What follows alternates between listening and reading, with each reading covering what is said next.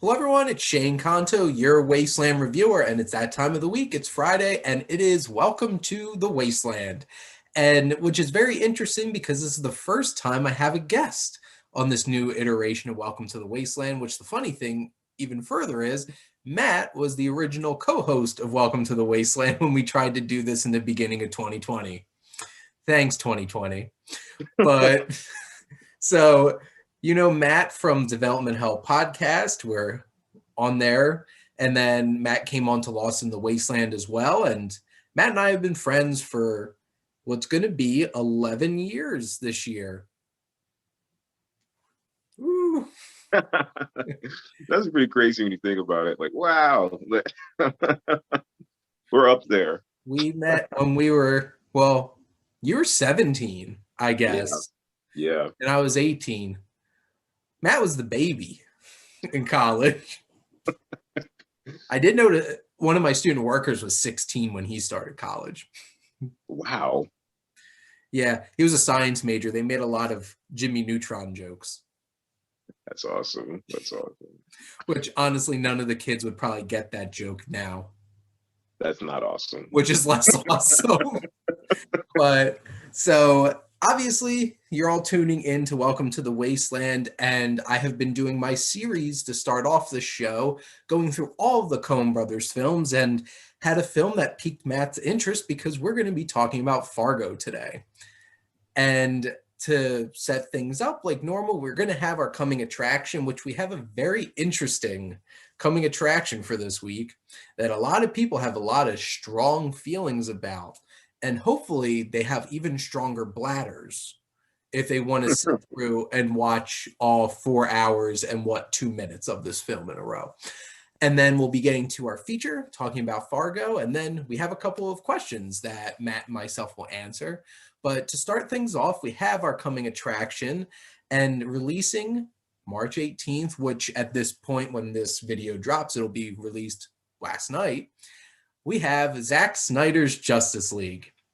So we have HBO Max did the unthinkable, and we're like, this thing that everybody's been clamoring about on social media that's never going to happen? For years. For years. Because the actual theatrical version of Justice League came out, 2017? Something like that, yeah. Something like that. And now, 2021, we have a 4-hour Zack Snyder version of Justice League. So, Matt, what are your thoughts on the release of the Snyder Cut? So when you say the release, do you mean the actual release, or do you mean the Tom and Jerry mess up, screw up?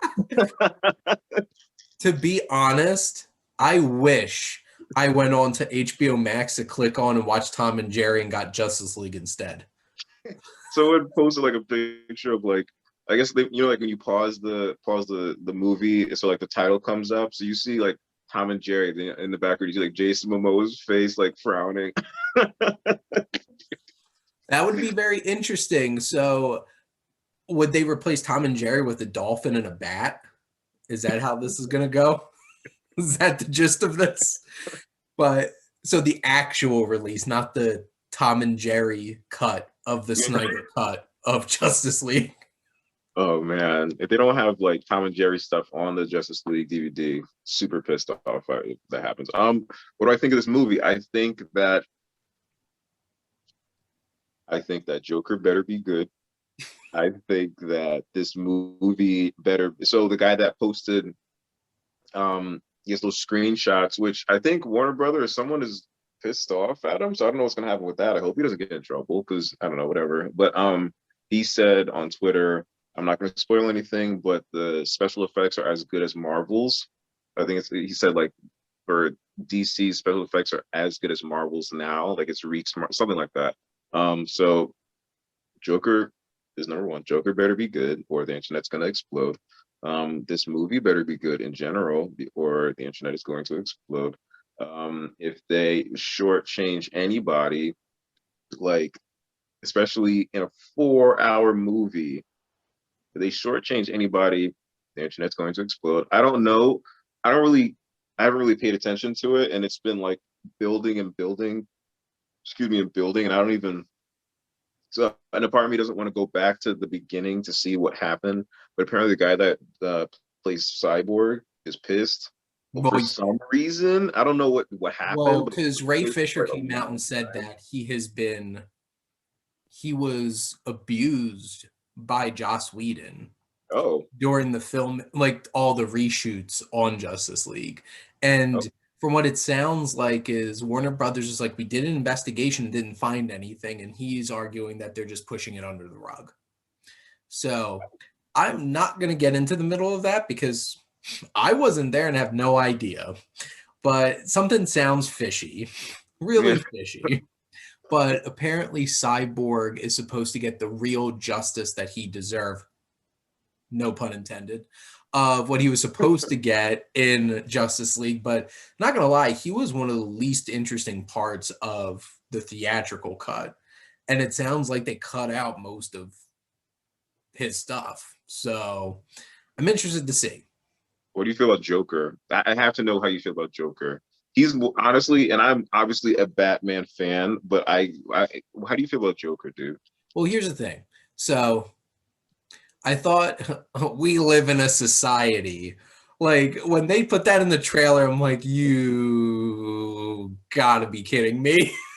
But these are my thoughts because from what it seems like, he's just gonna, well, I don't want to say he's just gonna be in this nightmare sequence because I feel like saying he's just gonna be in this, it seems like that nightmare sequence is a lot more important than the throwaway scene it was in, because that was in BVS, right? Uh, Where they yeah, where like Batman had that like whole entire nightmare sequence where basically yeah, he like was like in like Superman that totally that killed that's him. yeah, yeah. So like it seems like he could have a sizable role because this nightmare thing's supposed to be important to the film. Which the thing is, I have no idea how different this film's supposed to be. I keep hearing people saying it's a completely different movie, and I look at the trailer and I'm like, it looks like the same basic movie, except you just have Dark Side there too. Mhm. So, but that's just a trailer, a couple of minutes for a 4 hour movie. So I don't know how much it gave away, but for Joker, Jared Leto is a talented actor. He is. And from what it seemed like, they completely misused him in Suicide Squad. Because why was he even in the movie?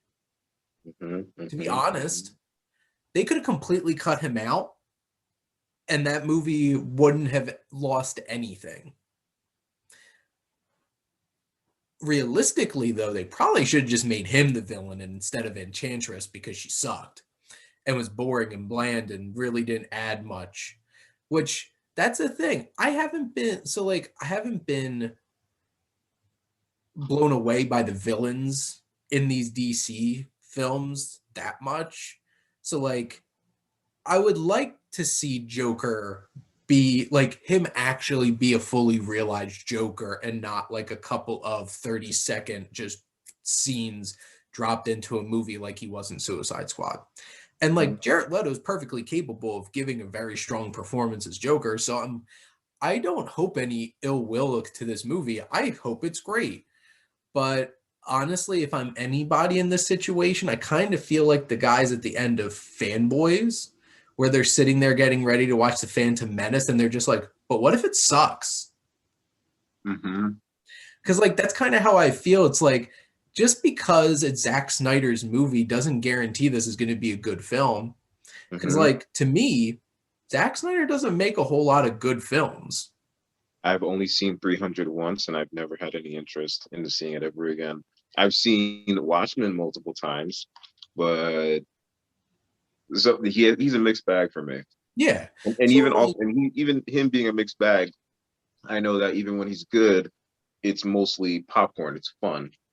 I mhm. hope people don't think that like, oh, this is going to be like another Oscar contender, like Joaquin, watch out. Like I don't Well, think like like I would never argue against Zack Snyder for creating a world and like the effects and the style of everything because he can do that.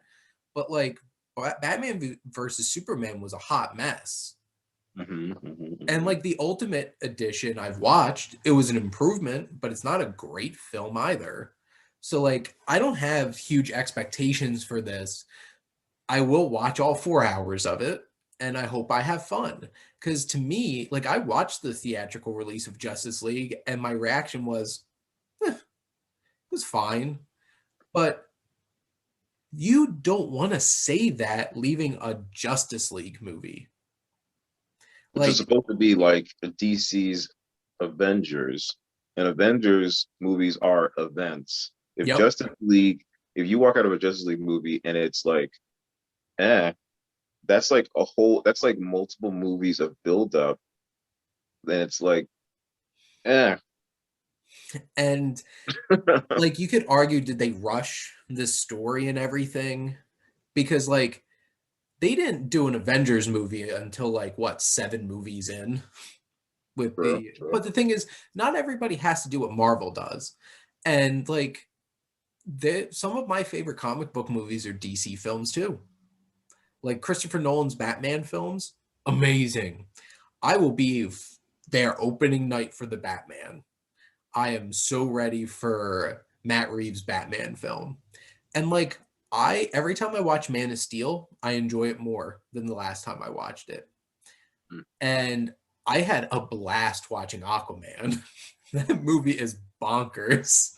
Mm. And but the thing is like some of the things I'm hoping going into this movie is that it doesn't look like a PS2 game because like that's what most of Joss Whedon's Justice League look like. And that's especially how the ending of Wonder Woman looked. Mhm, Like I mhm, thought mhm. and that's what Doomsday looked like.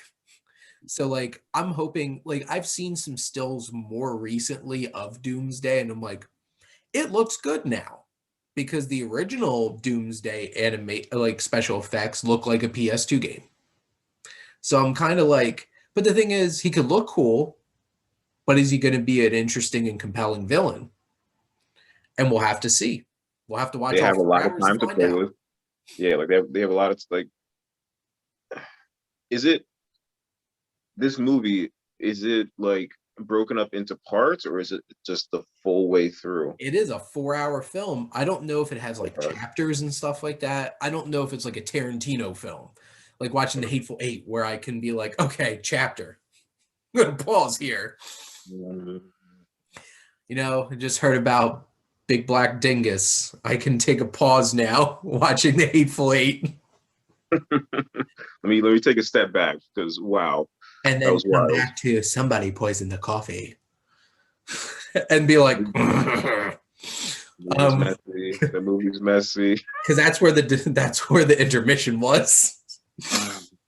But off on a tangent. But I think the biggest thing is I definitely want to watch Zack Snyder's Justice League because it's too interesting to not want to watch it to me. He's like So Shyamalan. Like you. I don't. I mean, I know like some people on the internet, and I don't know if it's like I think it's clickbaity, but sometimes people will say, "I'm done with Shyamalan." Like, no one's done with you Shyamalan. will You're be you're back gonna see, eventually. yeah, like you're gonna see what else he's like cooking up and thinking up, and you know he's going to win you back because no matter how many ladies in the waters there are, you watch The Visit, that movie slaps the spit out of your mouth, and it's awesome. Like you're gonna come back and see every single Zack Snyder movie, or at least you're gonna be excited about what he's thinking about. Like, what do you know? I feel like I want to like hop off of this conversation, go on IMDb, and see what he has up next. But I don't know if Oh, there's he anything has announced. what is it, Army of the Dead coming out on Netflix, which is like a heist movie during a zombie apocalypse coming out on Netflix. But Boom, yeah, he's yeah. in it. Hmm. Yeah, I'm. That looks cool. That's the thing. Anything you watch that Zack Snyder makes is going to look cool. The Hmm. question is it going to be interesting and compelling? And we're going to find out. So there's our coming attraction. But now, for a film that's celebrating its 25th anniversary, actually, this month, is the Coen brothers film Fargo, the rightful winner of Best Picture of 1996. not the English Patient. But we won't be talking about the English Patient today. So before we hop into talking about the film, since obviously you all have watched my previous 5 episodes talking about Blood Simple, Raising Arizona, Miller's Crossing, Barton Fink, and the Hudsucker Proxy, you've heard plenty from me about how much I love the Coen brothers. Matt, what's your general thoughts on the Coen brothers as filmmakers? Okay, so this was my first ever Coen Brothers movie. I watched it in high school, and the only thing that I had to go on was the wood chipper scene. That's what everybody talked about. Like a couple of teachers talked about it. And I think asked my dad about it. He was like, "Oh, the thing with the foot. Yeah, I don't want to. Yeah, I'm not watching that with you." Like he just like that's just a thing, and it's so absurd when you actually watch it in the movie. It gets so weird, and if you're kind of odd like me, it's a little funny too, but Well, also, and that's kind of like how I feel about the like all of their movies. It's like it's serious. They're bloody. Some of them are very bloody.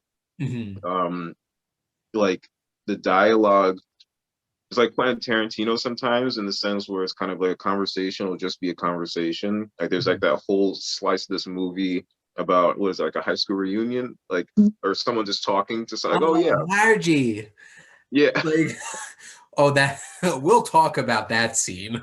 One of the most uncomfortable scenes yeah. in It's the just movie. like okay, like I don't know, like their movies, their movies are very specifically them. What I will say about Zack Snyder and like a bunch of other like filmmakers, um, if you're a filmmaker that has a like like a signature like there's a very specific voice that you can definitely pinpoint where it's kind of like you can never watch The Departed and think uh anybody else made that movie except for like this super old guy that has the energy of like someone a quarter of his age.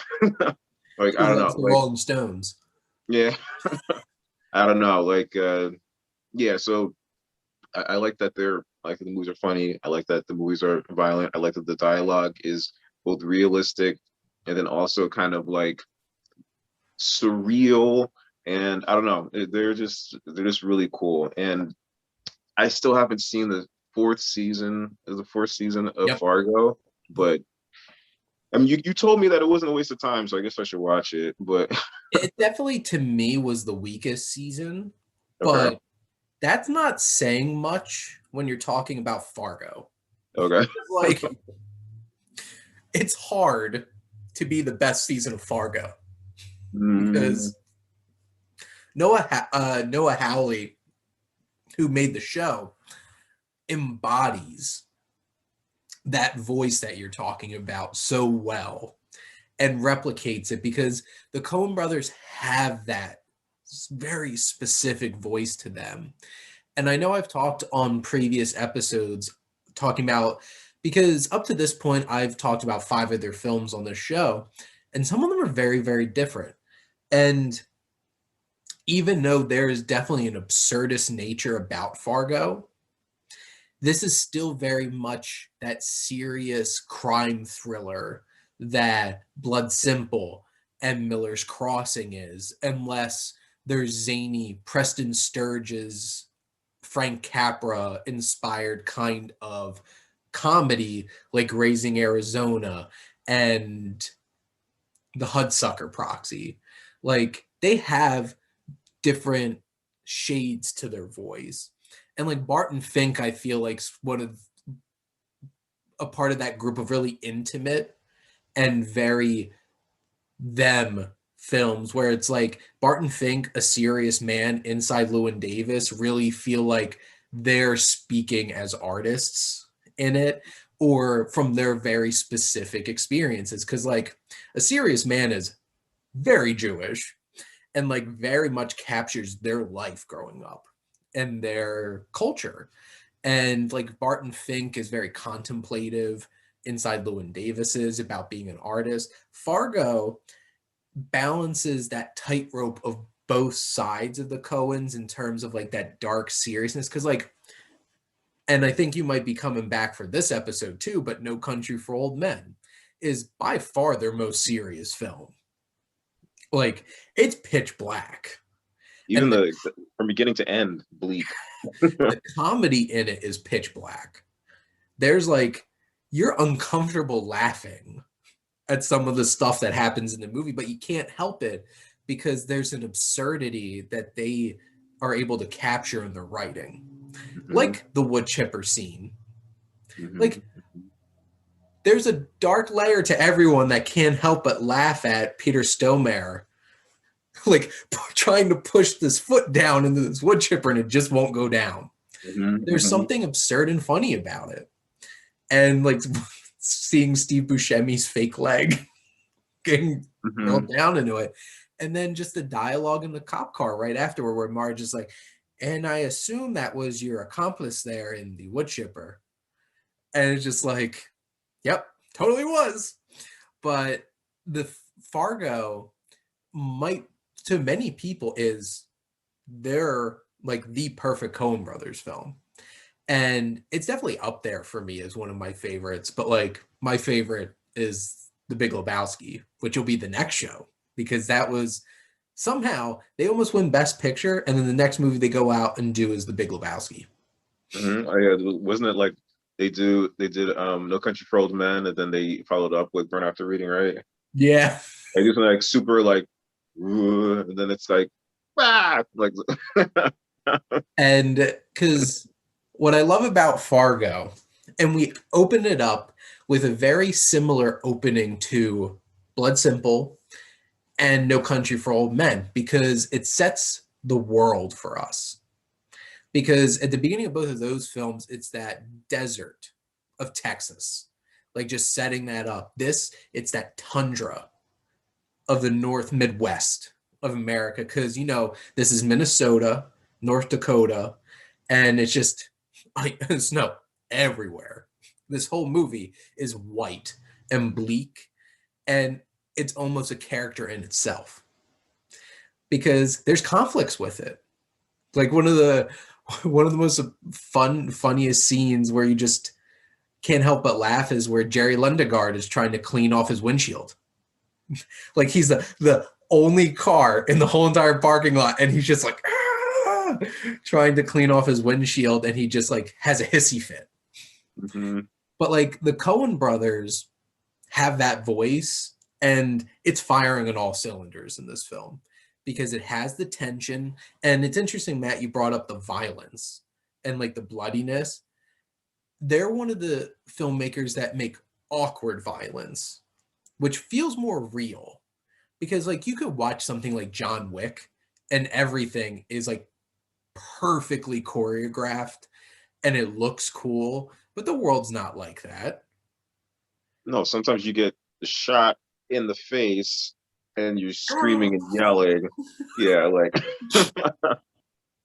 sometimes you get shot in the face, skims your face, and then you're like, oh, you shot me. And then you're like just sitting there like Steve Buscemi shrieking. And also, then, it's so weird to see him that young, by the way. So weird. which it's interesting because this was his first big role in a Coen Brothers film, because he was in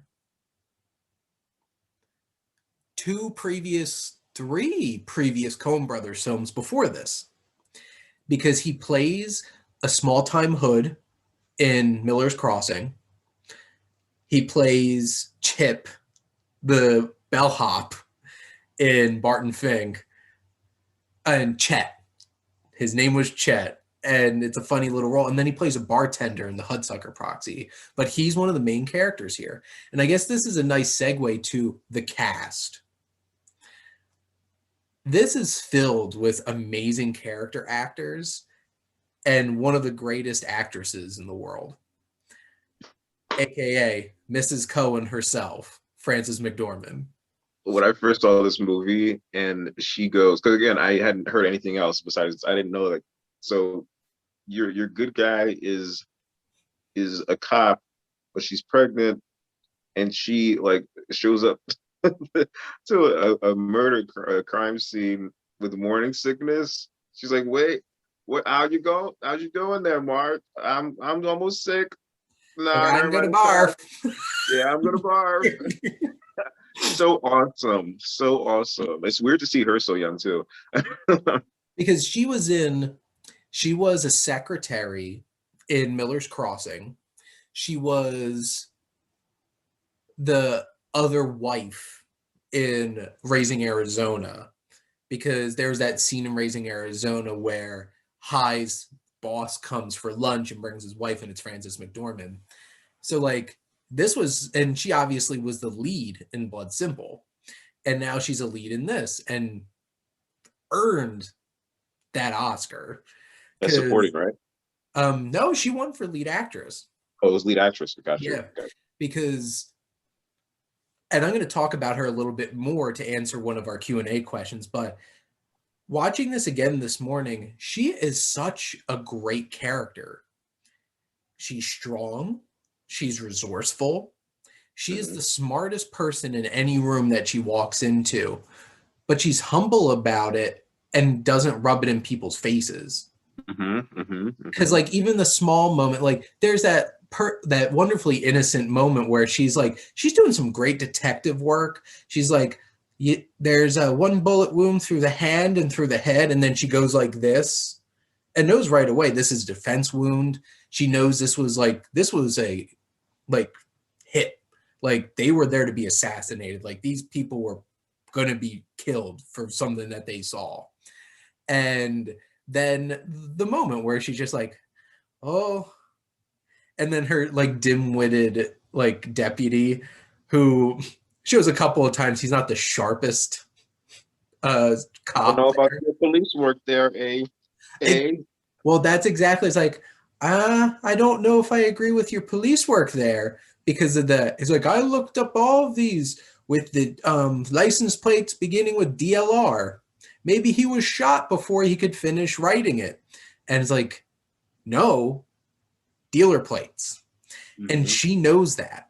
And she knows how to play people. She knows how to like, and she code switches with all of her conversations because like the this is one of the funniest scenes in the whole film is when she's like she's questioning the prostitutes. They're like, yeah. And she gets really into it. And she's like, oh, yeah. And honestly, that's one of the most famous scenes for the film because, like, the whole absurd accents on everybody, that northern Midwestern accents, is so perfect in this movie. And he's like, here's a little guy. He was funny looking. Oh, how funny looking. Funny looking. And like the other guy's like, oh, he was older. He looked at the Marlboro Man. And it's just like, it paints such a great picture and plants important information because later in the film, they have that really weird scene where this like random old guy is talking to a cop on like his front step as he's using a broom to push snow, first off, which from somebody from New Jersey, I'm just like, we don't get tons of snow. I'm like, don't you usually use a shovel? But like, maybe you're just used to it. You have so much snow, you could just use anything. They're experts at dealing with snow. But he goes on this whole entire diatribe, and you're just like, why is this story important? But it's so important. And him going like, yeah, this guy, he said, the last man that crossed me wound up dead. And I'm like, like I didn't want to wind up that way. And it's like, he was funny. He was a little guy. He was funny looking. And it's setting up all those little plans throughout the film. And some of these Coen brothers have characters. Perfect.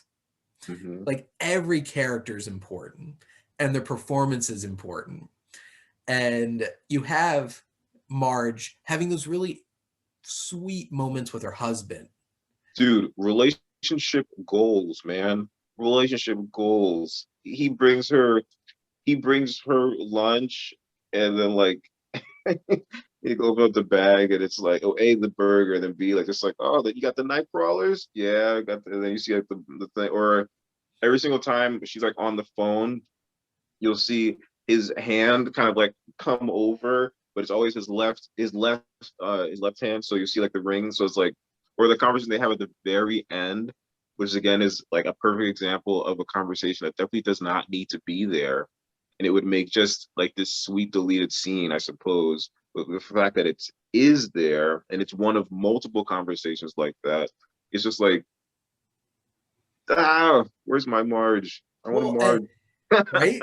And it's like after all the craziness she's been through, what does she care about when she comes home? How'd the stamp come along? Mm-hmm. Mm-hmm. And he got his duck on the three cent stamp. And he's like, yeah, it's the 3 cent one. They don't use that one that much. And she's like, no, when they increase the price of stamps, they're gonna need your stamps. And she's Mm-hmm. so supportive. So And awesome. that's why she's such a wonderful character. And she she's sure of herself. She's great at her job. She's a wonderful, loving wife. And and John Carroll Lynch, who's a really unappreciated character actor from like Crazy Stupid Love and Zodiac and The Founder, played her husband. And that moment where you first meet Marge is they wake, because like you don't meet her until like what, like 25, 30 minutes into the movie maybe.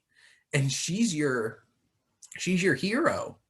Because Mhm. then the first part of the movie, you're stuck with all the slime, the slimy characters in this movie. And we'll get to the slimiest. But they wake up and she's like, no, go back to sleep. And he's like, no, I'll make you eggs. And like he gets up in the middle of the night to cook her breakfast. And then, of course, good thing he was up because then she needed a jump. Mhm, mhm, And that mhm, was like a mhm. fun little tack on the end of the scene. But then, like, Marge is so great. But then you have Jerry Lundegaard, William Undercard. and William H. Macy. I I think he is so awesome in this movie. I couldn't think of any. I literally cannot think of anybody else that could embody such a like like it's just like he's just so tight and like, but then also he's also kind of like slimy in his own way because he's a liar, but then also you feel bad for him. So he's like this underdog, but he's bad. And he's like, and he has these little freak out moments because like nothing is going his way, but it's like, well, no, I'm not supposed to care about you. And I hope for sure, like, that you are an awful husband. I mean, you are in a in a weird as hell, like father-in-law married. Like, that's bad. You are not good. I love how William H. Macy just plays all of that so well. That was so great. Oh wait, one thing I might forget. So when I watched the movie, the I watched the movie with the commentary on it. Okay. But it wasn't the Coens. It was uh your favorite guy, Mr. Deakins. Dang. And he was talking about he's so many random things. Like he was talking about the fact that like the reason so in the movie when you see Marge getting like eating breakfast with her husband, if you look outside, the windows are blue, like because the it's like daybreak, and that's on purpose because she's a cop. Or like there were moments where there wasn't actually a lot of snow happening like while they were filming, so they had to either wait or they had to get done as much film snow scenes done as possible. So they kind of had to like film random things out of order Mm. or what happened. They that moment where you see the crime scene for the first time and Marge is like, oh, like I'm gonna barf. The reason why they did it that way is because they wanted to have like the contrast of that scene before it, the pitch black of night inside of, like people driving in nowhere. And then once that scene is over, like and you go back to the crime scene, like everything is just washed out and the Mhm. sky and the ground are kind of like bleeding together. Like everything was like very uh just like very intentional. Like it's interesting how much preparation I think they said that he would have to like storyboard. He got the script and he would read it, and then you have to storyboard things, and he would have to think, okay, so how are we gonna do that? That means we're gonna have to do this at like 5 in the morning. Like just super awesome, tiny little random things that they would have to do, or like the symmetry of when you see Macy kind of like scraping the ice, and you Mhm. saw how like it's like the camera's kind of like peering down on one car, like in a whole parking lot covered in snow. That Yeah. it was so perfect, that shot, because So random. Everything is so cool. Jerry is like, he is an isolated, just disconnected character, human being, and him doing that walk of shame after being completely shut down by his father-in-law and his accountant, him just walking just solitary out into this giant parking lot, and he's the only car there, like right in the center of the shot, perfect. And this is why Deakins is the greatest. Yeah. And this was his third film working with the Coens, because his first film was Barton Fink, then The Hudsucker Proxy, and now Fargo. The use of, and we'll talk a little bit more about it when we start talking about Buscemi and Stomer, but the lighting in that night sequence, perfect. It was like no street lights, no moon, no stars. Only thing is just headlights. He said that he didn't even explain it. He just said it like offhandedly. Oh yeah, so we decided to boost the red, like the light bulbs inside of the brake lights, or like like how that one car like flipped over. Yeah. So like that and the other car too that was chasing it. Like he wanted it just to he wanted everything to be very very like just apparent and stark and like Mhm. bright, but then also in this pitch black, almost like unusually dark setting. That is so cool. It's Like my crazy. brain can't even like to have that much forethought in something that like is only what 5 seconds. It's like one shot, 5 seconds of play, and then cut to the next thing. That's so much detail, attention to detail. That's so cool. Well, and the Coens, who do their own editing just as somebody else, they Oh, have a they have a I didn't pseudonym know that. that hops on there. They edit. One of my favorite edits, period, is the end of that sequence when that so like the husband is like running out into the field and he just guns him down. And that's the poster. That red jacket on the white snow. And then when Peter Stormare's character stands over the car and the poor woman is helpless, and you can see she's like trying to protect herself, and he just lines up, and then they cut to that side shot of him going down like this, and then pulls the trigger and it cuts. And such a great hard cut on that. And it's such a shift because then we meet Marge. Mm-hmm, mm-hmm, mm-hmm. And that whole sequence though in the car, when just like the headlights and the lighting, when Peter Stormare pulls the cop's head in and shoots him, and just like the Just blood like a just little like fountain. pours out like a fountain. And the lighting is from here down on Buscemi, so you could see like a little blood on his lip and the blood on his chin, and his eyes are in shadows, and he's just like, oh God. Oh, daddy. Oh, Oh daddy. daddy. Oh daddy. And then it cuts over to Stomare, and the light is right on his eyes, and they're scary. He's a scary character. Mm-hmm, He's the mm-hmm. most terrifying character in this film.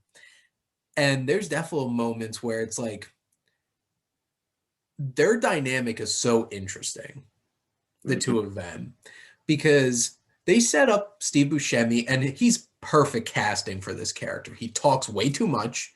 He's a motor mouth, but he's not very bright.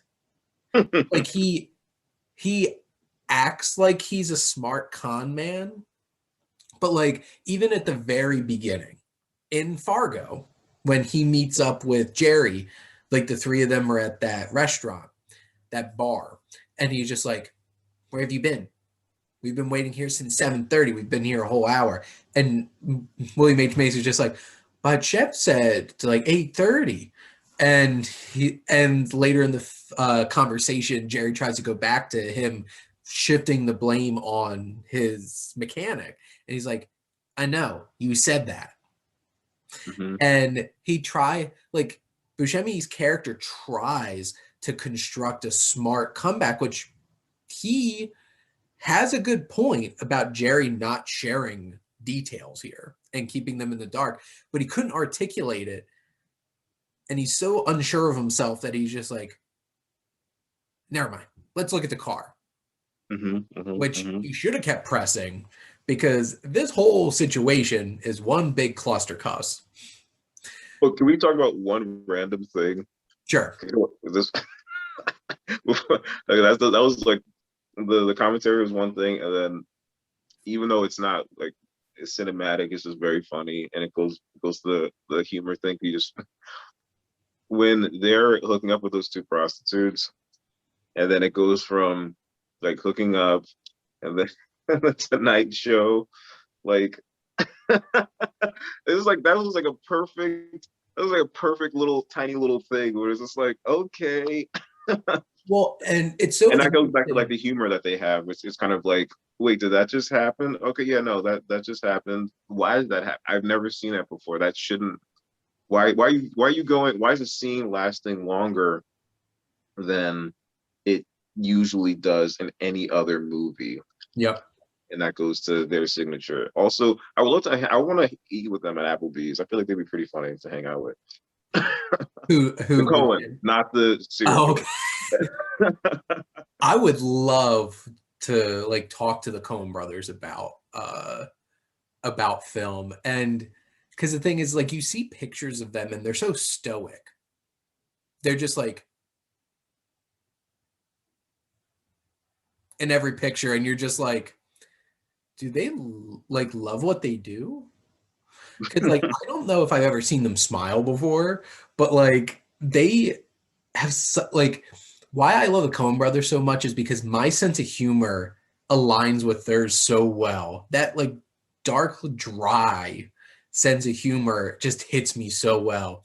And like that scene's perfect because like it cuts. There's no like courting or anything. They didn't show them meeting up with these prostitutes. It just cuts to them in their room and both of them riding them. Mhm. And you see enough of their faces to recognize them later in the film because that show don't tell. They don't set up later in the film, oh, these are the prostitutes that they had sex with at the beginning of the film when they have that meeting with Marge. Mhm. It's they set up just enough because that's all they needed to show. They didn't need to show them like picking them up or anything like that. No, it goes right to the business. Mhm. Mhm. And they're having their business. But they're Buscemi and Stonemar's uh, dynamic is so interesting because like Steve Buscemi's like, yeah, I could be silent too. All silence. And like, no, you can't. You won't shut up. And it's like, and you know, Buscemi just keeps poking a bear throughout this film. Stonemare does not look like a guy that you want to keep messing with. And it leads up to honestly a frightening scene. And it's shot so perfect because like later in the film when like through all of this craziness when Buscemi drops that $40,000 and the keys to the truck in front of Stonemare and he's like, what happened to her? And like it just shows like Jerry's wife dead, blood all the way down the stove. He's like, she started squealing. That's like Mhm. all he had to say. And you're just like, yeah, I could see this man just murdering a woman out of nowhere like that. But when he's walking out of that cabin and the expectation is that deep focus on that shot is the front door of the cabin stays in focus the whole time. And you're Mhm. like, I don't think this scene's over. And then Stonemare still like picking up this axe, storms out, and just goes like that. Another amazing edit. Cut. Because you don't need to see him butcher him. But it was a perfect, the second that axe made contact, cut. Which reminds me of the John Malkovich with the Except they kept that shot longer in Burn After Reading, because you see Richard Jenkins getting cuts in his head. You're just like, wild. oh God. But yeah, it's a similar kind of scene, and it's shot so perfectly in this film and set up so perfectly. And like thinking about like William H. Macy, I watched the first season of Shameless recently, and I'm just like, I like Jerry, completely shameless. He's a despicable person. But the film is set up in a way for us to try to connect with him. And it's interesting. I don't know about you, Matt, but watching it this time, I didn't feel so bad for him in his relationship with his father-in-law. Oh, I hate the father-in-law. I hate the father-in-law. Which I guess how I was perceiving it this time around is I've seen this so much that I hate Jerry that I'm kind of like, maybe the father-in-law has seen this side of him and really isn't approving of him being married to his daughter. And the thing is, we don't know that. There's not enough information for that. But like, to be honest, I don't blame the father-in-law for not trusting Jerry. But the thing is, like, yeah, he's an asshole, his father-in-law, because like he's a conniving businessman. That whole scene where basically him and his accountant steal that parking lot deal right out from under him. And that's the actor who plays the father-in-law is great though. Like he has a presence and he plays that, like every actor in a Coen Brothers film plays their character so perfectly. And what's his name? It was Harv Presnell. He just has like a presence about him all the way up to that scene which you brought up earlier at the parking place and the exchange where like he will not stand down and won't let Steve Buscemi intimidate him, and then Steve Buscemi just pulls out, like shoots him really close right in the gut. But he's not done yet. He takes a gun out and shoots Steve Buscemi and like, and that's the awkwardness of violence in Coen Brothers films, because like it's such an awkward way to be shot, like an awkward wound, and he has to bleed like this and like argue with people like this the whole rest of the movie that he's in. He has like has changed it's not even a bandage. What was that? I don't even know. He was like, and then Buscemi just like, because he could embody such an angry manic character, and he just like stands over and like unloads into the father-in-law. But one interesting point that I like to bring up to connect to the show is the craziness of all of this is nobody winds up with the money. He buries it to come back for it later, but like he winds up in a wood chipper, and here's the thing, nobody knows there was extra money except for Jerry. Well, and I guess the accountant. Because Jerry told his father-in-law and the accountant a different amount of money than he told Buscemi and Stonemaier, so that Jerry, before the handoff, could take the rest of the money and just bring the $80,000. But, you know, things don't go as planned in Coen Brothers films because the father-in-law takes the whole thing. And it's so interesting because one of the characters in the first season of Fargo is the one who found the money. And started that whole entire business for himself. I love that little connection because you always wonder what happened to that money. And for the film, it doesn't matter. But like, you think of how everybody winds up in this film. Jerry, it's so perfect that he's kicking and screaming like a child when those cops grab him at that motel at the end of the film. Mm-hmm. And William H. Macy plays off so perfectly because he would be a car salesman. He's slimy. He's just like, ugh. The way that he screws over that couple earlier in the film, where he lied to them about like the overcoat or what. Yeah. I love how that guy talks. He sounds like Jimmy Stewart. I don't know. He has like a certain way of Oh, like. I I can love that. understand it. Yeah. And that's the thing about Coen Brothers movies. Every character is a character, and they all have their little moments. And throughout this film, it's just like Marge is so great. And from start to finish, she's a great hero. And I guess one big scene that I want to talk about, I guess, before we kind of wrap up, is the Mike Natagina scene, which Oh man, dude.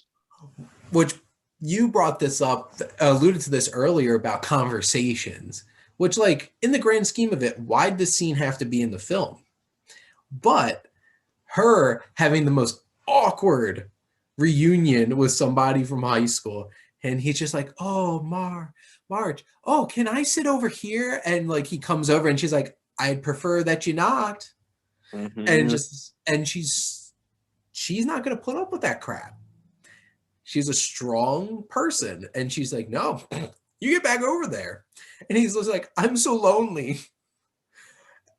That I was, have to imagine like someone from like that region or like that state, like maybe not that, maybe not like that scene in particular, but it's like watching this movie and how there are these sections of like slice of life where it's kind of like it's scripted, so because you're not watching a documentary.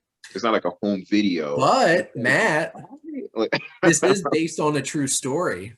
very true, very true. Yeah, yeah, yeah. It's like I have to imagine when people are watching, people from that region watch this movie. They have to be like, wow, they got us down. They got all of our crap down. Like And we this talk like is that, we from two do people that, from we New Jersey, broom so they're snow. watching. Yeah. Like in the comments, somebody that's from what, North Dakota, like please comment. Did they depict you guys well, or did they? Well, because I'm pretty sure the Coens are from Minnesota. So Oh, okay, like, there we yeah, go. so like that scene was in Minneapolis, I'm pretty sure. Or it was, I think it was Minneapolis. It's either that or St. Paul. But like that scene, like it's so awkward. Mm. And it was played so perfectly though. That conversation was great. And this whole film's great. And I think this film was too weird for the Academy Awards. Mm. I think most Academy voters were like, "Oh, The English Patient, classic Hollywood," and they're just like, "What the hell is this?" With like Fargo, and I'm just like, "That should have won." And two last things about the film: one, the use of that Paul Bunyan statue. Dude, like again, complete darkness, and then just going down, and then I guess they must have had like some kind of spotlight just hitting the statue because wow, it's almost like he's glowing. And Yeah, then he's like, and it was go. like a sinister glow too because it was an underlighting. So it's Hmm. like you put on like lights are out, you put on the flashlight, and you're like, time to tell a scary story. And it's just like that look, that's what Paul Bunyan was like in that one shot. And you're just like, it's menacing to look at. And like that statue's giant. And I had to give a shout out because I know we talked about Deacons already. Carter Burwell, the composer. The Mm. Coens have a sound to their films. And the music in Fargo is pitch perfect.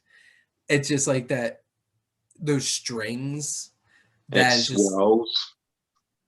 and it's just like, it's a melancholy about it because there's no rousing score.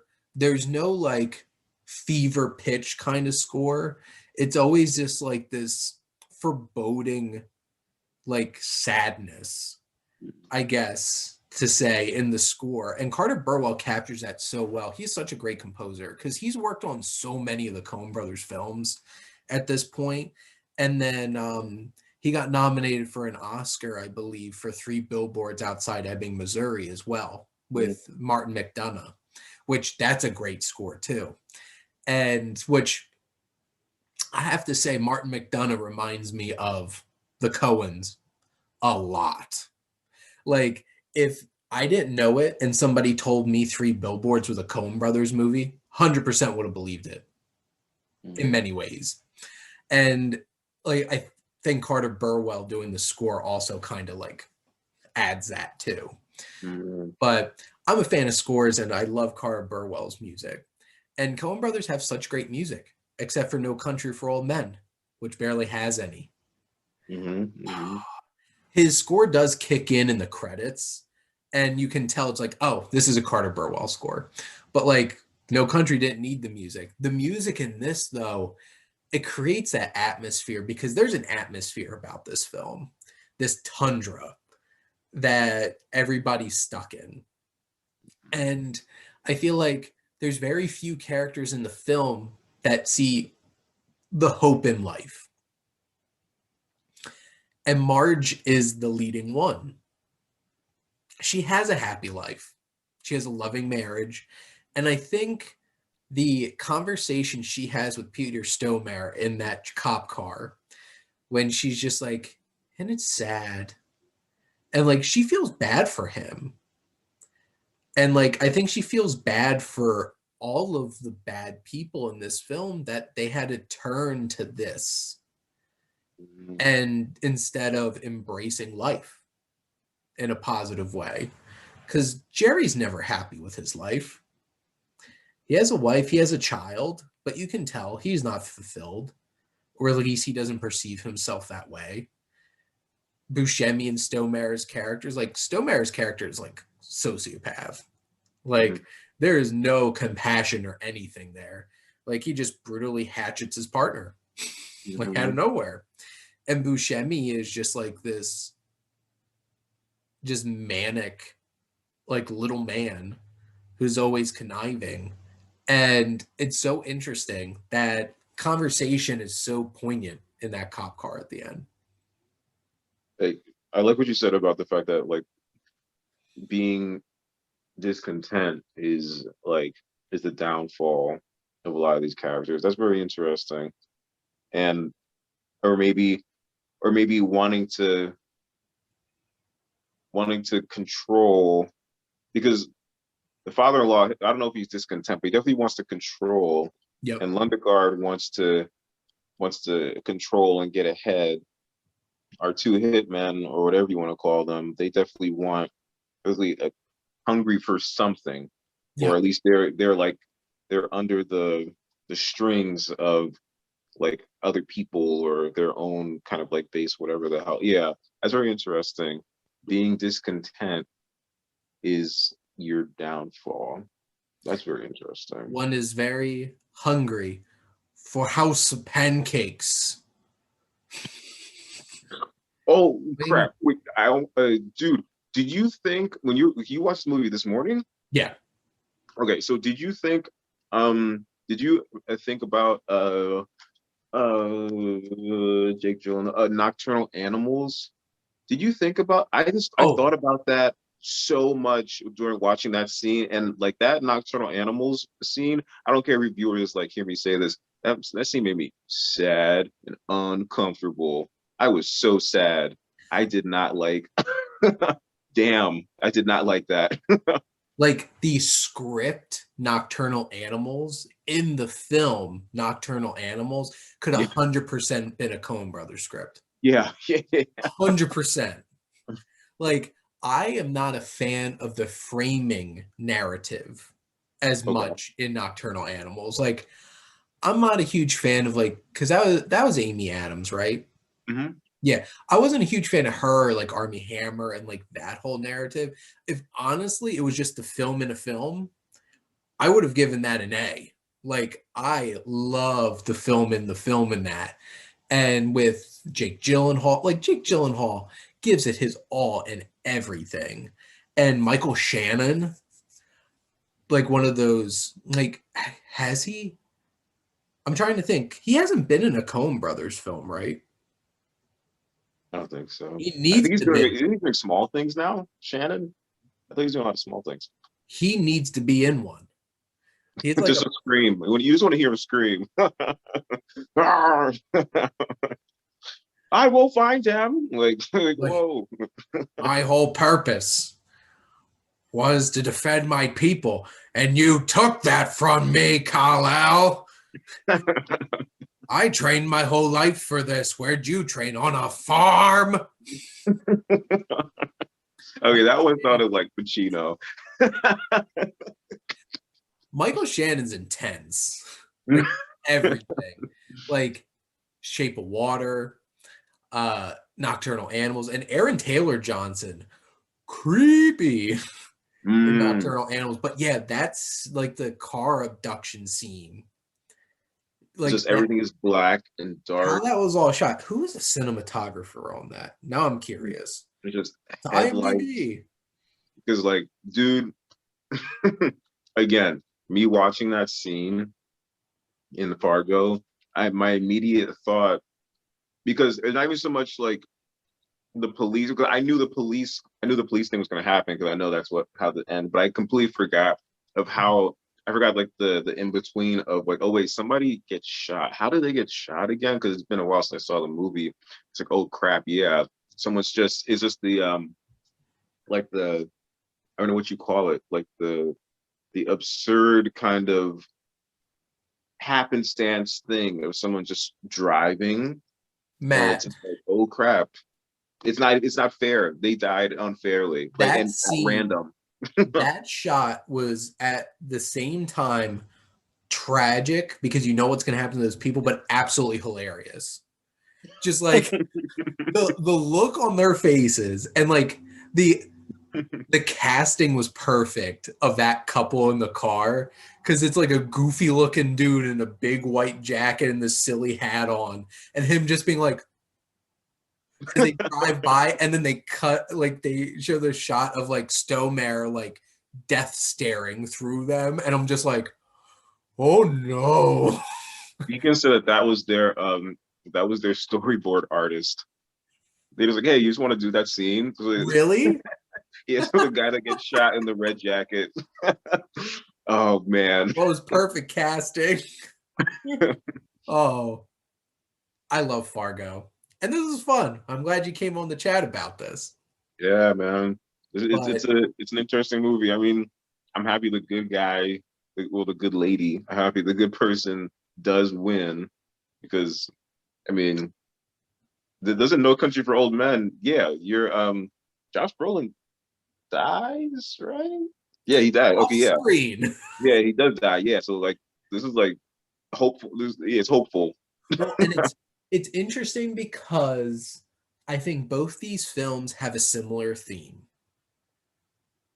Because No Country ends with Sheriff Tom Bell being forced to retire because he doesn't understand the world he's in anymore and doesn't know how to protect it. And I'm pretty sure that's exactly why Shiger doesn't kill him in that motel. Because Shiger's in that motel room when Sheriff Tom Bell goes in, and Tom Bell knows he's close. And the fact that he puts his gun away and just sits on the bed, because he knows he could easily kill him at any second. And there's a nihilistic ending to No Country that we can't handle this world anymore. But it's the same conversation in the car with Marge and Stonemar's character. But Marge has hope. And I think that's the interesting difference because she brings up the same, like, she's looking at, she could have easily been J.K. Simmons at the end of Burn After Reading, where he's like, whoa, whoa, whoa, whoa. And like it cuts, and that's where it cuts when Malkovich is killing Richard Jenkins, and he's just like, whoa, whoa, whoa, whoa, whoa. Mm. What happened? And he's just like, what's the point of all this? What's the point of all this violence, this death? And Marge is asking the same question in that moment in the car at the end. Because it's like, what's all this for? For some money?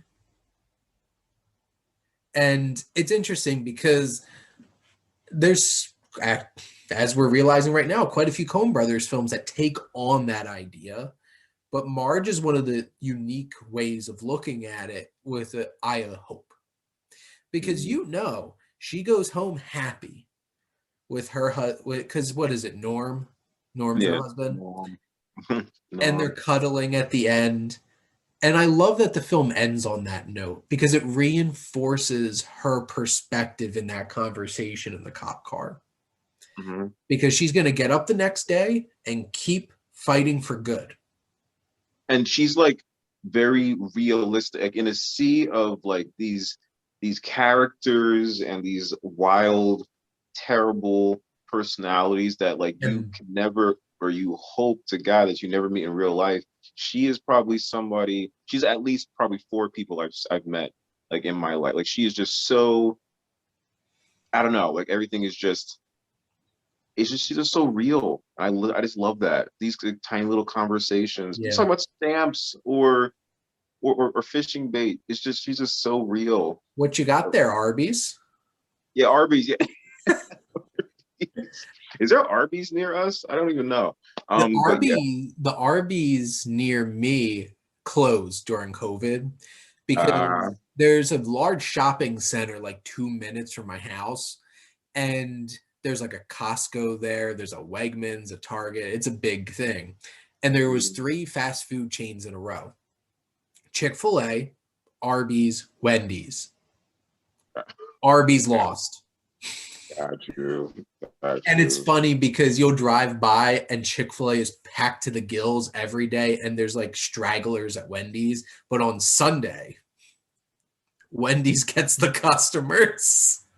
Chick-fil-A is not open, but like it's such a I loved eating at Arby's growing up, and that's such a like little thing, like a little detail. It's like, oh, what you got there, Arby's? Where it's like, oh, what are you doing? It's like, oh, watching the Gopher game. And like all those little things in this film, it's so nice. But yeah, which I'm going to use this as a perfect segue into our Q&A section of the show, because my first question, and you might know my answer to this now, is favorite female character in a movie. I honestly think Marge might be my favorite female character. I mean, yeah, she's fantastic. She's not only like, dude, the way that she, excuse me, you can tell that she's awesome at her job, because the only reason why that she's like going to throw up is just because of the morning sickness in the ground. Like, I mean, like on the ground, just like frozen blood and like whatever. And she's just kind of like looking at him, and this is like whatever. Like she's so awesome. She's just an awesome person. You want to like meet her in real life. She's so awesome at her job, like, and then her own awesome person in the sense that she's nice, awesome at her job because she's damn good at her job, and also like her like her perspective or her own like philosophy. It's just like she's just so dope. Yeah, like, why not? Yeah. Well, and I thought of this question earlier because I had seen that pop up, and I saw a lot of people put like Black Widow or Ellen Ripley, and like, no, mine's Marge. And after watching this morning, like that solidified it, because like, and the craziest thing is she's pregnant this whole entire movie, and the only time they really like draw any attention to it is that she had morning sickness, and that's it. She did all this while pregnant, doing her job. She was pregnant in real life, I think, right? Or am I making that up? I want to look that up later. I wouldn't be surprised. Like if she turned out to be actually pregnant, I wouldn't have been surprised by that. But Matt, do you have a favorite female character in movies? That's really interesting. I mean, I feel like when people say like Ellen Ripley or was it Sarah Connor or Sedakana. yeah, like people definitely say those all the time. I didn't really think about that. My favorite female character. Um, I mean, obviously your favorite movie has to be on there. Furiosa. I don't know. I have to think about that. I'd have to come back to that. I'll put it if I can think of an answer, I'll put it in the comment section under the Okay. video. Okay. Now, the other questions that I had was comfort movie. So like Matt, if like you're just in a mood and you just need to feel good, what movie do you put on? Definitely not this. Definitely not this. Do I have any movies behind me that I like that? Saving Private Ryan? No. Probably not. No, that doesn't seem like a. uh, let's see, City of God? No. Sensible Woman? That's okay. Um, comfort movie. Okay, so this is like nothing to do with Fargo, but the movie that's coming to mind right now is a movie called Spirited Away. I don't know why. I just really like that movie. It's just so colorful and nice, and like I like the message, or at least the message that I'm getting out of it, where it's like it's okay to grow up and move forward, even if that's scary. It's okay for things to change. I don't know. I just really, yeah. I feel like if I was like, I feel like if I was a kid and I was sick and I was just watching that movie, like that would be like time well spent Mhm. sitting on my couch, probably. Yeah. How about you?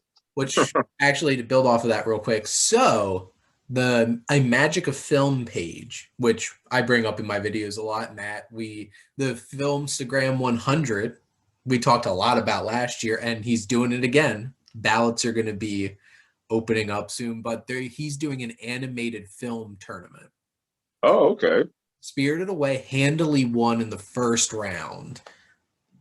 Uh, what did Yeah. I see? Let me check.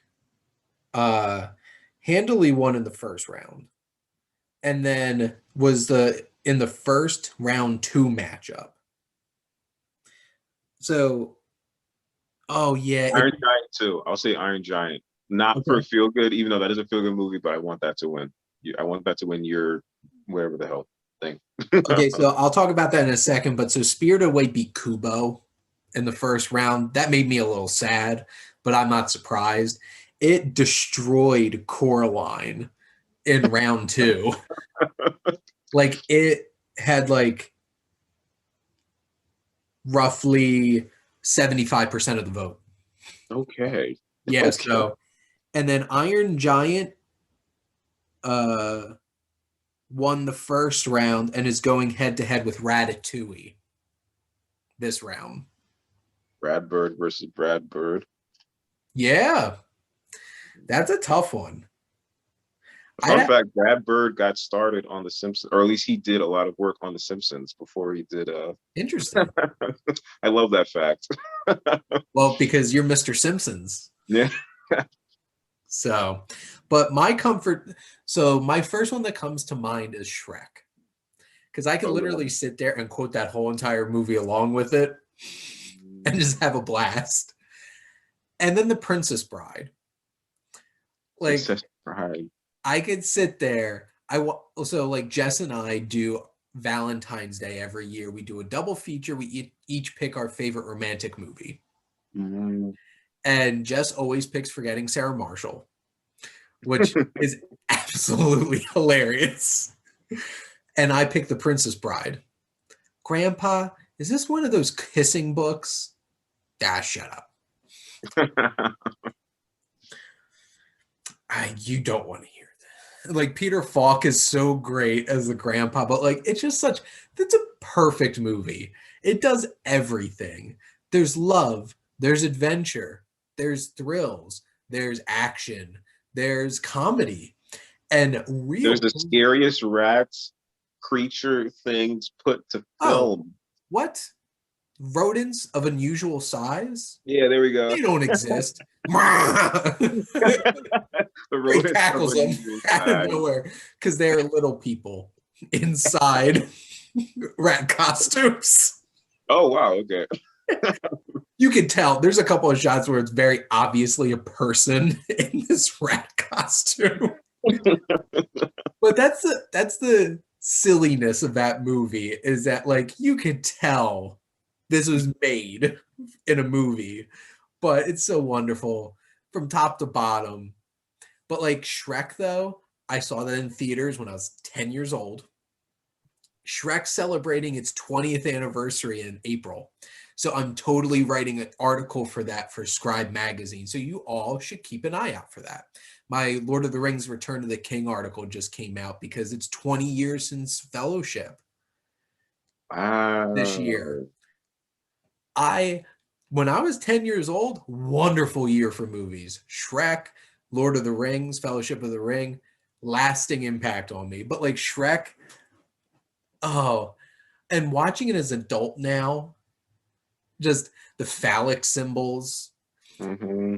Wow, look at that castle. You think he's trying to compensate for something?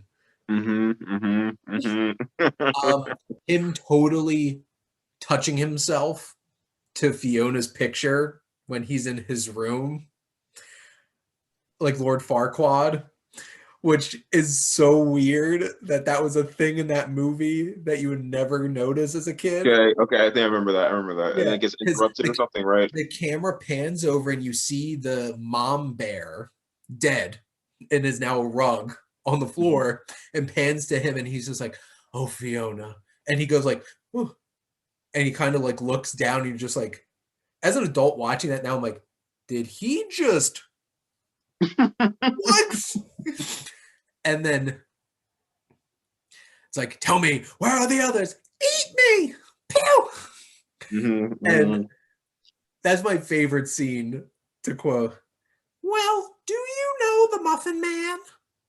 The The one on Muffin, Drury Lane. the Muffin Man. The one who lives on Drury Lane? Well, she's married to the Muffin Man. The Muffin Man? The Muffin Man! She's married to the Muffin Man. Love it. The voice cast is perfect. John Lithgow, Cameron Diaz, of course, Eddie Murphy and Mike Myers. Perfect. I love Shrek. And then, yeah, those are definitely two of my comfort films are Shrek and The Princess Bride.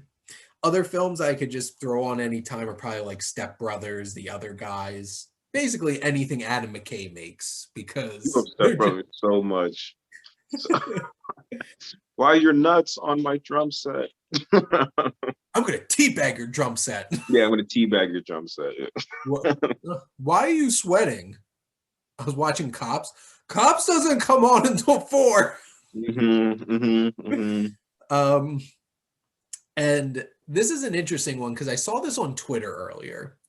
Somebody posted who's a actor who is so perfect as a TV character you cannot imagine anyone else as that character.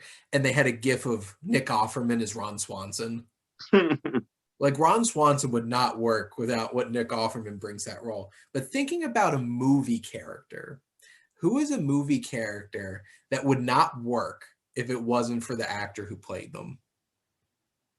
Hmm.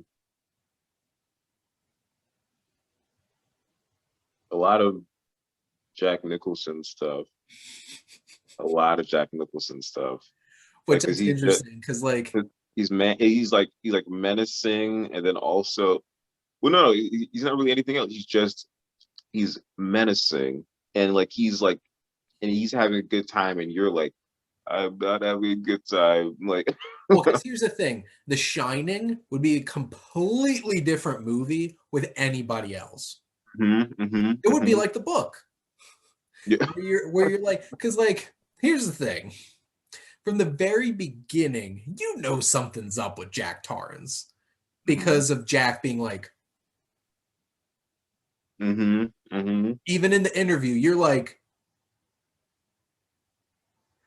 something's up with this guy. Because like in the book, like, and that's why I think they wanted John Voight to be like Stephen King, I think don't quote me on this, but like wanted somebody like a John Voight that you can see like go through this transition into madness. Jack, from the start of the movie, you're just like, something's off about him. He's going to go crazy and kill his family.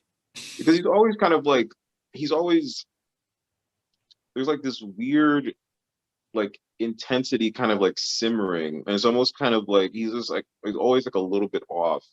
Mm-hmm. Like Departed is like that. What's another one? Uh Well, like look at even Yes, Batman. it's like that.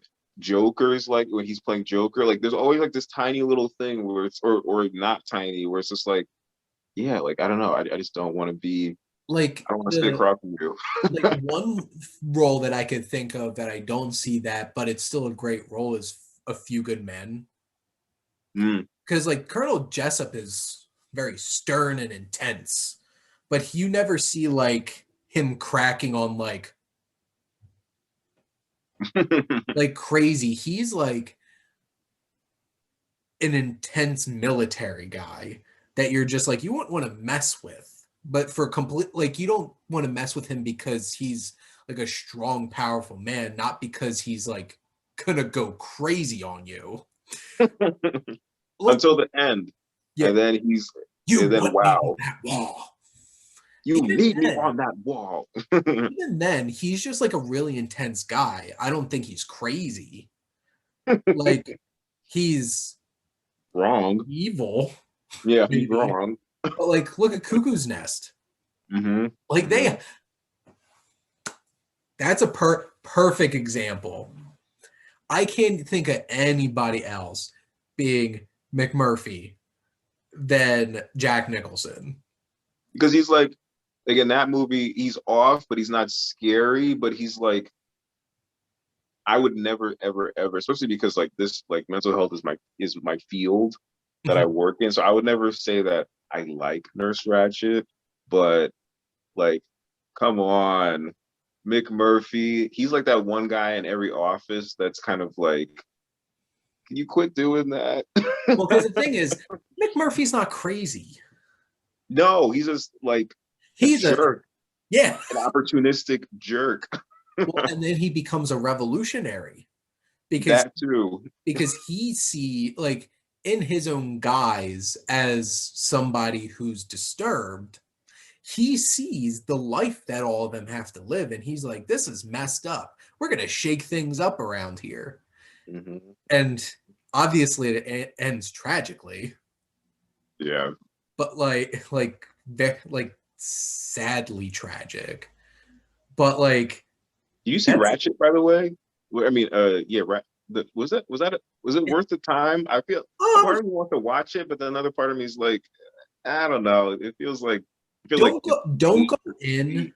don't go in expecting something like One Flew Over the Cuckoo's Nest. Okay, okay. Don't go in. Expect you're watching a Ryan Murphy show. This isn't selling it. I don't want to. So I wanted to at least make that clear because like it didn't need to be called Ratched. She did not need to be Nurse Ratched. She could have been any other character, would have worked completely fine. Because nothing about that show says this is the woman that winds up in One Flew Over the Cuckoo's Nest. So I don't know. Because like she does outwardly criminal and evil things. Like I think she has a warped sense of things in One Flew Over the Cuckoo's Nest and a controlling personality. But like, is she evil? She's manipulative, and how she treats the young guy. Everyone. Was it Billy? The Oh young yeah, guy? the guy that That kills himself. that's messed up. Totally Mhm. messed up. But I would definitely say Jack Nicholson in One Flew Over Cuckoo's Nest is a perfect casting. And the one that I was going to bring up is Dead Poet Society. Because Mr. Keating, I don't feel like looking, but there's my poster of Dead yeah, Poet Society literally right there on my wall. Mr. Keating is Mr. Keating because of Robin Williams. Mm. Like you could have had other actors that were inspirational teachers. That could easily be fulfilled, but not who Mr. Keating is to them. Like, I feel like Robin Williams morphed any role that he took on because he brought a whole other level and dynamic to it. Because, like, there's no, like, him talking about, just imagine John Wayne doing Hamlet. Is this a dagger that I see before me? Mhm. And, like, nobody would do that in that movie except Robin Williams. He brings that, like, whole other level of performance. And, like, the genie, which this is interesting because they made the genie again, but Will Smith didn't try to be Robin Williams' genie, Which is good. which is good. He was Will Smith as a genie, and I enjoyed him. I thought he was a fun time, but like what Robin Williams did as the genie, like he completely rewrote that character. It's like, why does he do a Jack Nicholson impression? Does Jack Hey, Nicholson Marky. exist? Does Jack Nicholson exist in Aladdin? Like, where'd that come from? But like, it works because of him, and that's I love his impressions and his characters that he comes up with. Like, I don't know why the John Wayne doing Hamlet like sticks with me so much, but I love it because like it's perfect. It's exactly how John Wayne would have been if you put him in Shakespeare. Also, it was super random, but like, do you remember Full Metal Jacket in the training scene? Is that you, John Wayne? Hey, who the F said that? And then that guy starts going off. Joker, how tall are you? I didn't know they piled piles of shit that high. Arlie Irby. It gets worse and worse and worse. Wild. Oh man. Oh man. I need to watch that scene again on YouTube after this. What's so crazy is like I would never expect Kubrick to be the kind of director to let somebody improv so much. And he literally just let him do your thing. You're an actual drill sergeant. Just leave it in, leave it in. You know, Yep. I feel like Fargo was probably a lot of that. Like I have to imagine like the studio, whatever, they're probably like they probably watched the cut of the movie and they're like, don't you want to cut that part out? And then they probably the Coens were like, no, leave it in, leave it in. But what Yeah. about the high school part? Leave it in. Well, what about that weird conversation at the end? Leave it in. Do you need the stamps? Do you need the stamps? Yep. Leave it in. Leave it in. And they edit their own movies, so they're like, no, Yeah, we're not doing that. we're not cutting that. Well, and that's the thing, because like I wonder, because like there's certain directors where they're extremely efficient. Look at Clint Eastwood. Like he just goes for it. It's just like, well, go ahead. And they do the scene and he does like one or two takes and let's move on. Even if the baby looks fake as hell, we move along anyway. Or if he's like, you know what, this is my movie, and damn it, I want a threesome. I'm gonna be in the mule, and I want two women hanging off of me, even though I'm. Is he in his 70s? Matt, he's 90. Wow. Okay. Okay. So like that point, he probably was 87, maybe around there. And yeah, he casts himself in his own movie where he gets to have a threesome with two Very young, very naked, very well endowed women. And he's just like having a ball. Because, like, which is interesting because the same week, our podcast is going to come out about movie trailers. And I'm going to end our show here because this is my last point I want to make specifically about this. We'll talk about our favorite trailers. I love the Mule trailer.